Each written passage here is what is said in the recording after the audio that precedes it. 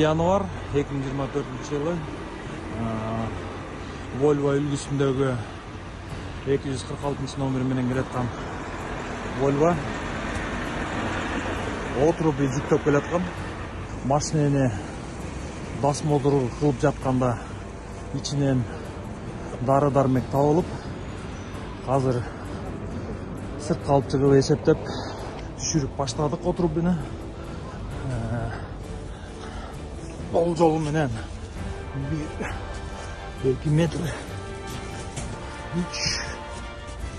3-4-6 метрден кейін коробкалар шығып баштады.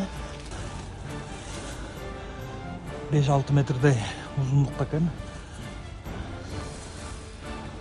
Қазір шыққаннан кейін есептейміз, ішінде дарылар бар екен.